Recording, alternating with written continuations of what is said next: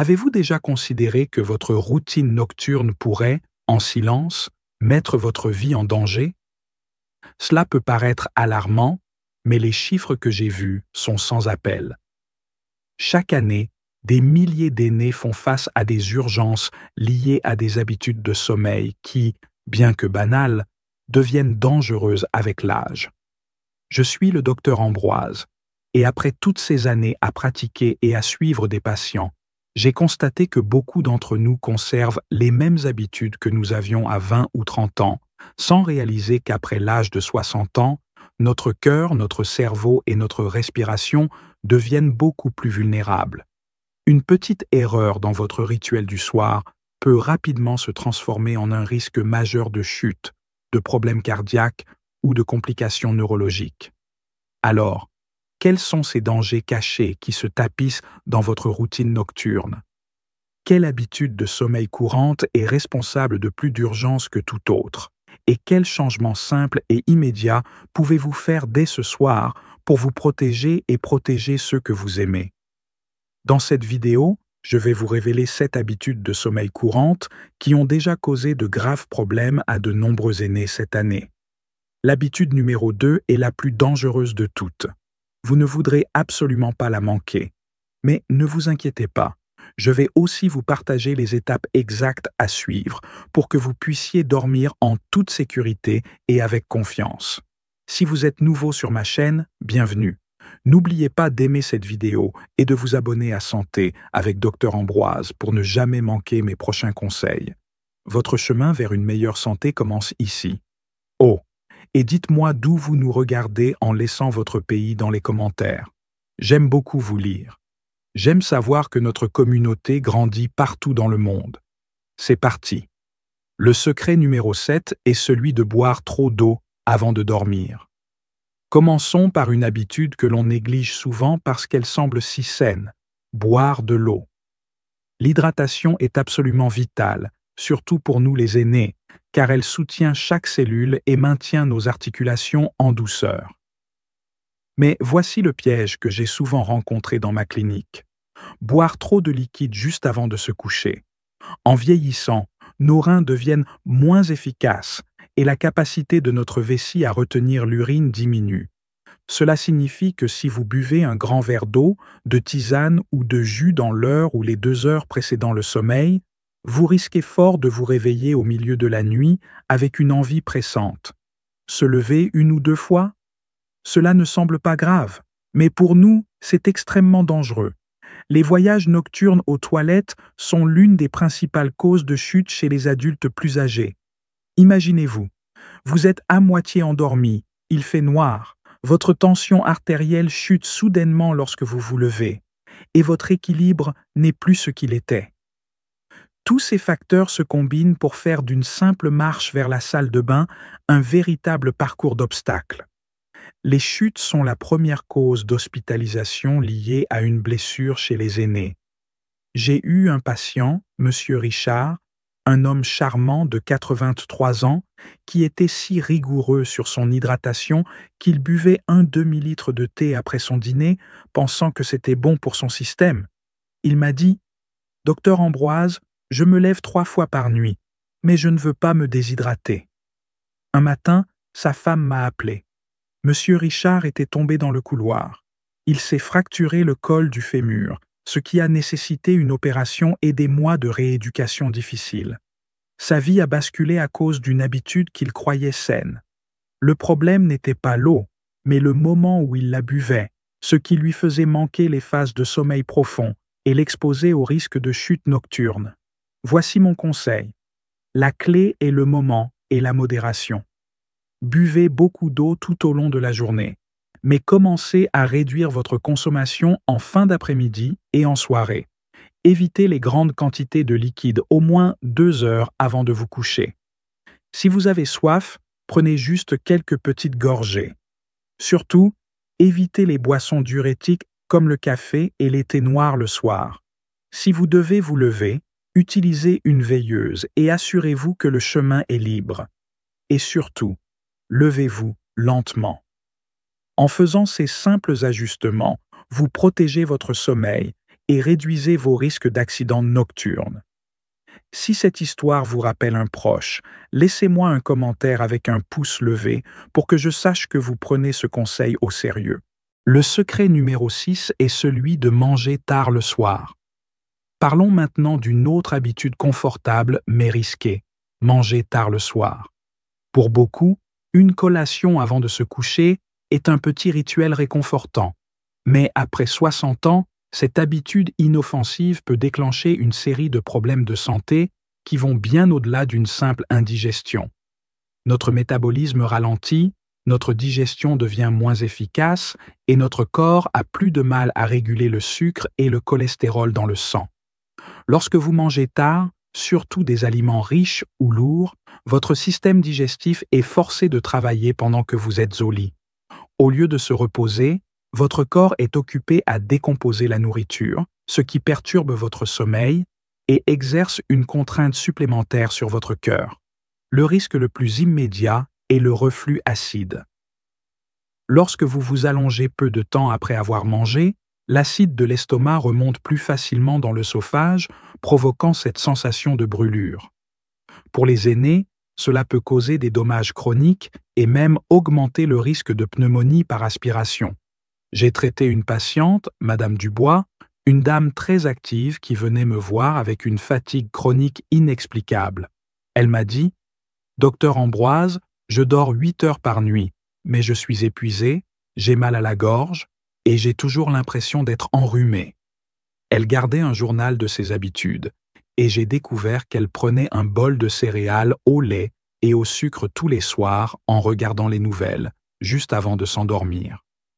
Ce simple acte déclenchait un reflux acide silencieux qui ne la réveillait pas par la douleur, mais qui détruisait son sommeil profond en micro-réveils constants et irritait ses voies respiratoires. En arrêtant cette collation tardive et en prenant son dîner plus tôt, elle a retrouvé son énergie et son sommeil en moins d'1 mois. J'ai vu son visage s'illuminer lors de notre rendez-vous de suivi. Manger tard le soir peut aussi faire monter en flèche votre glycémie et maintenir votre tension artérielle élevée pendant la nuit, augmentant le risque d'accident cardiaque ou vasculaire. Voici mon conseil. Terminez votre dîner au moins 3 heures avant de vous coucher. Optez pour des repas plus légers le soir. Si vous avez absolument besoin d'une collation, choisissez quelque chose de petit et de doux pour l'estomac, comme une pomme ou une poignée de noix.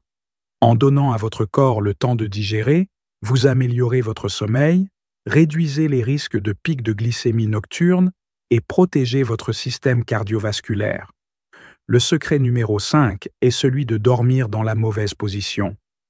La plupart d'entre nous ont une position de sommeil favorite, sans y penser à 2 fois. Mais la façon dont vous dormez pourrait mettre votre santé en danger, surtout en vieillissant. Votre position peut avoir une influence spectaculaire sur vos problèmes respiratoires, vos troubles cardiaques et même votre risque d'AVC. La position la plus problématique est de dormir sur le dos. Bien que cela puisse sembler confortable, la gravité fait que votre langue et les tissus mous de votre gorge se détendent et bloquent partiellement vos voies respiratoires. Cela est particulièrement dangereux si vous ronflez ou souffrez d'apnée du sommeil. Le ronflement est souvent une alerte. Cette obstruction diminue le flux d'oxygène pendant le sommeil, ce qui peut entraîner des épisodes d'apnée du sommeil. À terme, ce manque d'oxygène contribue à une pression artérielle élevée et à un risque beaucoup plus important de crise cardiaque et d'AVC. Des études ont montré que dormir sur le dos augmente de 22% le risque d'événements cardiaques nocturnes chez les aînés. J'ai eu un patient, M. Tremblay, un homme robuste de 70 ans, qui dormait exclusivement sur le dos et ronflait si fort qu'il était devenu une blague dans sa famille. Je lui ai dit « Monsieur Tremblay, ce n'est pas une blague. Votre ronflement est en train de vous tuer à petit feu. » Il a fallu le mettre sous surveillance pour qu'il comprenne la gravité de son apnée. Je lui ai conseillé de se forcer à dormir sur le côté gauche. Il a utilisé un vieux truc. Coudre une balle de tennis dans le dos de son pyjama. C'est inconfortable, mais ça l'empêche de se retourner. En 6 semaines, son ronflement a presque disparu et sa pression artérielle a chuté de façon significative. Voici mon conseil. Je vous recommande vivement de dormir sur le côté gauche. Cette position est la plus sûre car elle améliore la circulation sanguine, soutient la digestion et réduit le reflux gastrique. Elle aide également le cerveau à éliminer les déchets plus efficacement car le nettoyage des toxines cérébrales est 63% plus efficace sur le côté que sur le dos. Si vous avez du mal à rester sur le côté, essayez d'utiliser un oreiller ferme entre vos genoux et placez un autre oreiller derrière votre dos pour vous empêcher de rouler pendant la nuit. Entraînez-vous à adopter cette position salvatrice. C'est un engagement pour votre longévité. Le secret numéro 4 est celui de dormir dans une pièce trop chaude. Nous recherchons tous le confort la nuit, et il est tentant d'augmenter le chauffage ou d'empiler les couvertures. Mais dormir dans une pièce trop chaude peut mettre votre santé en danger. Pour les aînés, la bonne température de la chambre n'est pas qu'une question de confort, c'est une question de sécurité. Notre corps est conçu pour se refroidir légèrement lorsque nous nous endormons. Cette baisse naturelle de la température centrale signale au cerveau qu'il est temps d'entrer dans les phases de sommeil les plus profondes et réparatrices. Lorsque votre chambre est trop chaude, généralement au-dessus de 21 degrés Celsius, 70 degrés Fahrenheit, ce processus est perturbé. Votre corps doit travailler trop dur pour se refroidir, ce qui vous fait vous agiter, vous réveiller fréquemment et vous sentir groggy. Les conséquences vont au-delà d'une mauvaise nuit. Une chambre trop chaude peut entraîner une déshydratation. Vous transpirez, vous perdez des fluides, ce qui peut épaissir votre sang et augmenter le risque de caillots, d'arythmie et même d'AVC. Pour ceux qui ont déjà des problèmes cardiaques, la contrainte supplémentaire de se refroidir peut déclencher des complications dangereuses. J'ai soigné Madame Lamar, une dame très coquette de 75 ans, qui insistait pour garder sa chambre à 25 degrés par peur d'attraper froid. Elle se plaignait de palpitations nocturnes et de maux de tête au réveil. Je lui ai demandé de baisser son thermostat. Elle était sceptique, mais elle a accepté. Elle m'a rappelé une semaine plus tard, « Docteur Ambroise, c'est incroyable, j'ai dormi comme un bébé et mes maux de tête sont partis. » Le simple fait de maintenir une température entre 15 et 19 degrés Celsius lui a permis de mieux respirer, de ne pas se déshydrater et de soulager son cœur. Voici mon conseil. Je vous suggère de maintenir votre chambre entre 15 et 19 degrés Celsius, 60 et 67 degrés Fahrenheit. Utilisez des draps légers et respirants. Si vous avez froid, superposez des couvertures que vous pouvez facilement enlever.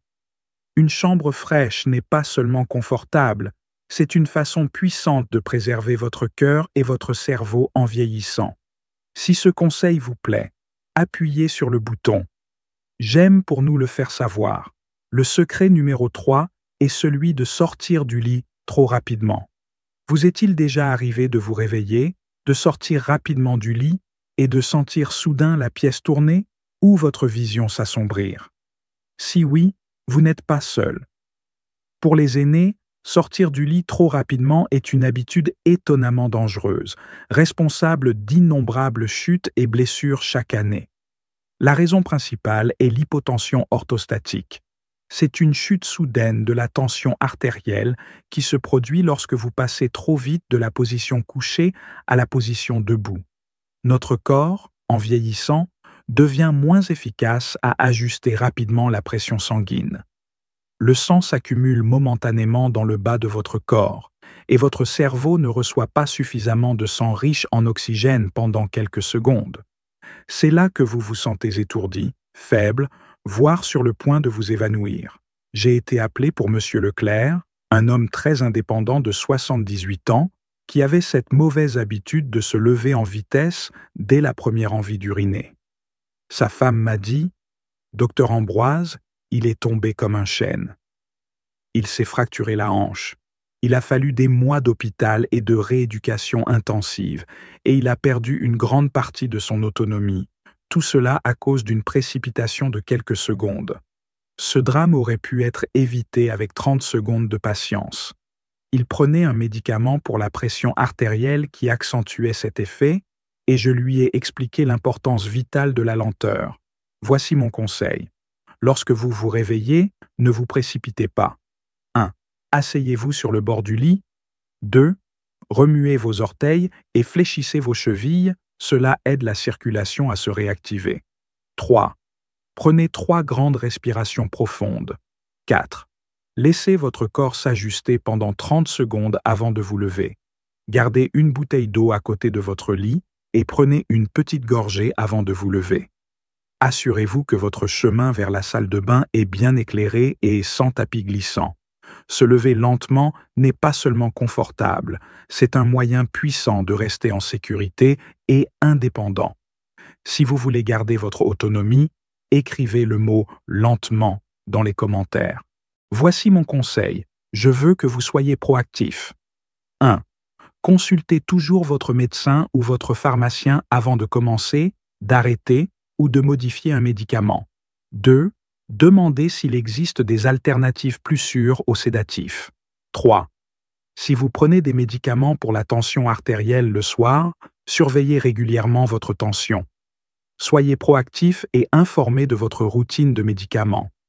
C'est la façon la plus puissante de protéger votre santé, de réduire votre risque d'accident nocturne et de garantir un sommeil plus sûr et plus réparateur. Mon dernier mot pour votre santé. Mes amis, comme je l'ai dit, même de petits ajustements à votre routine nocturne peuvent avoir un impact énorme sur votre santé et votre sécurité. Maintenant que vous êtes conscient de ces 7 habitudes dangereuses, l'étape suivante est d'agir, en commençant par ce soir. Que ce soit ajuster la température de votre chambre, repenser votre collation du soir ou être vigilant quant à vos médicaments et à votre position de sommeil, chaque changement positif compte pour une vie plus longue et plus saine. J'aimerais connaître votre expérience. Avez-vous déjà fait l'une de ces erreurs sans vous rendre compte des risques? Ou avez-vous un conseil qui vous a aidé à dormir plus sereinement? Partagez votre histoire et vos conseils dans les commentaires ci-dessous. J'aime beaucoup entendre vos réussites et je suis là pour vous accompagner. Et si cette vidéo vous a été utile, je vous en prie, n'oubliez pas d'aimer cette vidéo. Cela aide ma chaîne Santé avec Dr Ambroise à atteindre plus d'aînés qui ont besoin de ces conseils vitaux. Abonnez-vous dès maintenant pour ne jamais manquer nos prochaines vidéos. Votre voyage vers un meilleur sommeil et une meilleure santé commence maintenant. Je vous remercie de votre soutien et je vous souhaite de très belles nuits réparatrices. Voici mon conseil. Je veux que vous soyez proactif. 1. Consultez toujours votre médecin ou votre pharmacien avant de commencer, d'arrêter ou de modifier un médicament. 2. Demandez s'il existe des alternatives plus sûres aux sédatifs. 3. Si vous prenez des médicaments pour la tension artérielle le soir, surveillez régulièrement votre tension. Soyez proactif et informé de votre routine de médicaments. C'est la façon la plus puissante de protéger votre santé, de réduire votre risque d'accident nocturne et de garantir un sommeil plus sûr et plus réparateur. Mon dernier mot pour votre santé. Mes amis, comme je l'ai dit, même de petits ajustements à votre routine nocturne peuvent avoir un impact énorme sur votre santé et votre sécurité. Maintenant que vous êtes conscient de ces 7 habitudes dangereuses, l'étape suivante est d'agir, en commençant par ce soir. Que ce soit ajuster la température de votre chambre, repenser votre collation du soir ou être vigilant quant à vos médicaments et à votre position de sommeil, chaque changement positif compte pour une vie plus longue et plus saine. J'aimerais connaître votre expérience. Avez-vous déjà fait l'une de ces erreurs sans vous rendre compte des risques? Ou avez-vous un conseil qui vous a aidé à dormir plus sereinement? Partagez votre histoire et vos conseils dans les commentaires ci-dessous. J'aime beaucoup entendre vos réussites et je suis là pour vous accompagner. Et si cette vidéo vous a été utile, je vous en prie, n'oubliez pas d'aimer cette vidéo. Cela aide ma chaîne Santé avec Dr Ambroise à atteindre plus d'aînés qui ont besoin de ces conseils vitaux. Abonnez-vous dès maintenant pour ne jamais manquer nos prochaines vidéos. Votre voyage vers un meilleur sommeil et une meilleure santé commence maintenant. Je vous remercie de votre soutien et je vous souhaite de très belles nuits réparatrices.